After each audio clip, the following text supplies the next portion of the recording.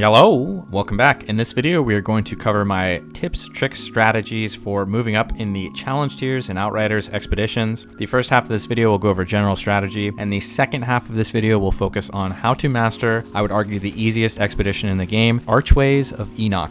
My first tips for expedition mode in Outriders is going to be make sure you can confirm gold medals on whatever expedition you find to be the easiest. For me, the easiest ones I find to complete are Scorched Earth, Archways of Enoch, and also Stargrave. It used to be Boomtown and Chem Labs, but RIP. And the reason you need to focus on making sure you can confirm golds is if you take a look at this handy dandy chart I have made, the loot, the Legendarius Manbarius, aka Legendaries, aka Legos, goes up significantly as you move up the tiers. But this is only true if you're not wasting time failing, dying, washing, wiping, all of those things. Anything that you do that screws up your time for farming Legendaries is only hurting you. There's no medal or award or feeling of joy coming from beating one that you're not properly set up with a highly optimized gear and highly optimized build to do. If you're failing, you're shooting yourself in the foot. My recommendation is to drop it down to 2 tiers below your gear level if your gear and your build are not properly synergized, aka you're kind of testing, you're trying to figure out what works and what doesn't, you're really struggling. 2 tiers below your item score levels, so if you're level 50 and you are struggling, you should probably drop it down to tier 13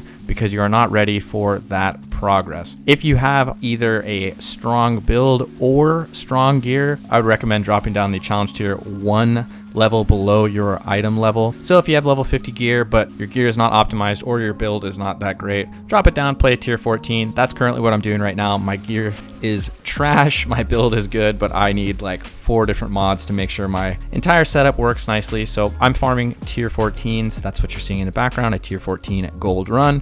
And this is because I want to make it easy mode. I want to get those Legendarius Manbarius per hour up so I can get the mods I'm looking for. So that way I can approach Eye of the Storm with the proper setup. If your build is good and your gear is trash, you are doing yourself no favors by dying 4 times per attempt and finally getting a gold, whereas you could have dropped it down and made it a lot easier and confirmed a lot more legendary opportunities. The next piece of advice I would offer would be to use critical thinking to examine every single time you die, especially if you're playing solo. If you're playing with solo, you have no self-reses, you have no opportunities to revive yourself, no get out of jail free cards. So why did you die? Did you get chunked by a boss enemy that you should have focused down right away? Did you get sloppy? Were you stuck in a corner? These are all the micro adjustments that you need to be paying attention to each time you make a failed attempt. Bad positioning, getting stuck in corners, not focusing fire on the proper targets is all part of why you are going to be failing. A lot of times focusing the proper targets is the most important thing you can do in an expedition. For instance, any expedition like Stargrave, one of my personal favorites, that has crawlers, the cross-map guys who will freeze you with that devastating beam, focus those guys down first at all costs. There's no negotiating on this. Certain enemies have to die before you can do anything else. If there are 100 adds and 1 crawler, you got to make sure you get your ass over to that crawler and put him down, because if he freezes you, which he will, you are going to die, no questions asked. The same thing applies on Archway with the Strix, the bird enemies. Those guys are the worst. They will absolutely cross map you, take you down to no health, and then somebody else will chip away at you. Focus those guys down first at all costs. It's incredibly important to make sure you also pay attention to the stupid barrels on all of the expedition maps that have damn barrels. It's like you're playing Super Mario Bros. Those things just detonate on me every time I use Ash Blast, and they just make me kill myself and set you on fire. So always pay attention to if there are any little red, potentially explosive things near you before you cast any AoE moves, because you will just kill yourself and it is incredibly tilting. Maybe that's why Archways has become one of my favorite ones. You need to know the strengths and the weaknesses of your build. Are you a glass cannon? Are you a tank? If you are a glass cannon, you need to make sure you are flying through and murdering all of the adds as quickly as possible. Once all of the adds are dead, that means it is now time to utilize your damage to murder elite and boss enemies. But focusing down bosses and elites while there are too many adds around is a one-way ticket to death. Certain expeditions are going to have different requirements insofar as what you need to stay alive. I find that on Stargrave specifically, I absolutely need to run Purity, the mod which gives me 75% reduction of all negative status effects. And status effects are everywhere.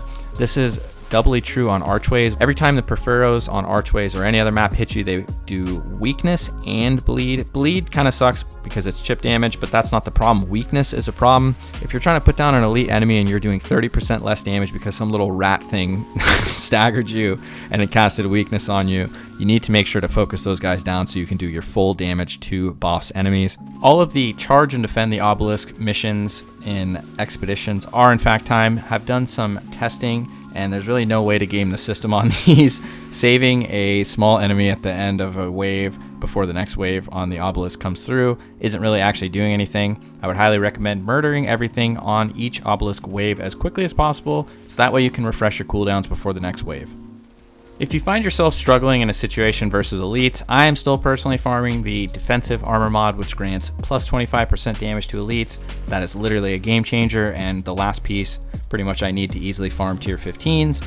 But an easier one that I've come across numerous times is Not Impressed, a tier 3 armor mod which grants 25% damage reduction from elites. This is super helpful, particularly if you find yourself getting absolutely shreked by broodmothers, behemoths, all of the big fucking things in this game. Don't be afraid to attempt to farm your favorite expedition. All you have to do is leave your game and rejoin, and you get a fresh new table with different expeditions on it. Or alternatively, you can run an expedition you're not too fond of on a lower difficulty so you can blow through it for a gold and have a reloaded table when you come back. For my build, which I plan to showcase in a future video, I am a Glasscannon Ash build, not very original, pretty meta, but it works and the damage output is insane. For Archways, it is important for me to blow through the checkpoints at certain times. This means that I want to be through the first doors at 3 minutes. I want to be through the second doors after the obelisk before 8.5 minutes. This allows me to have so much time in the final room. I believe that they're going to eventually nerf the time requirement on Archways, so get this in now. But again, the goal is to get into that final room under 9 minutes on the clock, so you have lots of time to make sure you get rid of every single thing in the proper order. You need to focus the little Porphyros on the ground before you can take away the behemoths. Get rid of all the ads, then focus the giant behemoths because those guys are dicks and you need to train them around and kite and kite and kite. If you are a Glasscannon, they have the ability to easily one-hit you with their trample move. As with many of the other elites in this game, don't be afraid to break line of sight, but this is doubly true for the behemoths. On Archways, the behemoths have a very tough time dealing with the stairs. If you can find a way to run some figure eights around the stairs, that's the easiest way to dispatch those bastards in a quickness. After you get rid of those guys, it's going to be birds and alphas. The Strixes, aka birds, need to go as soon as they spawn in. Those guys are the worst. You need to make sure to focus them because they will chip you down from across the map. After that, the broodmothers will spawn. For me, those guys are super easy. You need to make sure you pay attention to what moves they are utilizing to kill you. Broodmothers have massive range, they have massive damage, and they have the ability to cross map you with 2 different sets of abilities. For Surge, it's easy to see. There's going to be a giant red area by your feet. You need to get the hell out of there. For Ground Spikes, it's not quite as easy. You need to either listen to the move or run backwards so you can see the bar over their head that they're casting it. This is something you need to dodge, as if they both hit you with it, you're guaranteed to die. The Surge move from the Broodmamas, especially on Archways, have the big coverage, which is mostly a vertical move. This means that by moving your character to the left or right horizontally is the easiest way and the quickest way to get out of that dangerous floors lava surge area that'll absolutely melt you if you stand in it. Certain elite enemies you need to just survive in order to beat them. Certain of them you need to focus down and kill immediately. I mentioned the crawlers, those things gotta go. But I find that brood mamas are the easiest to just avoid taking damage from, and you can clean up all the ads before you have to melt them. They don't have a ton of abilities when you're up close. They have one simple melee move that's like a whap whap, double melee swipe. That's really easy to dodge. Focus on surviving them instead of trying to murder them before taking out their friends.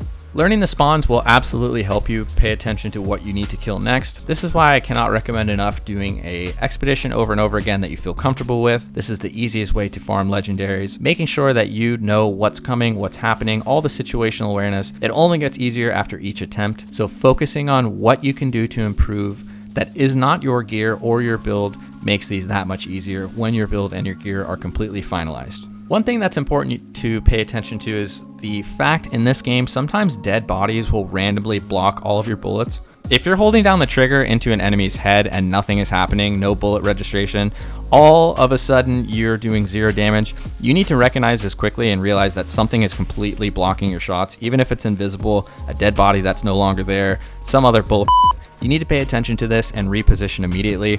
It does nobody any good if you're sinking all of your shots into a dead, non-moving bullet sponge of a dead body that's invisible and no longer rendered on the map. If you like this video, feel free to drop a sub, drop a like, I really appreciate it. And also, if you watch to the end, first of all, you're a badass, thank you. And second of all, what other information would you like to see in a video like this? I would love to do more expedition-specific maps for tips and tricks, and any feedback is always appreciated. Thank you so much. We out.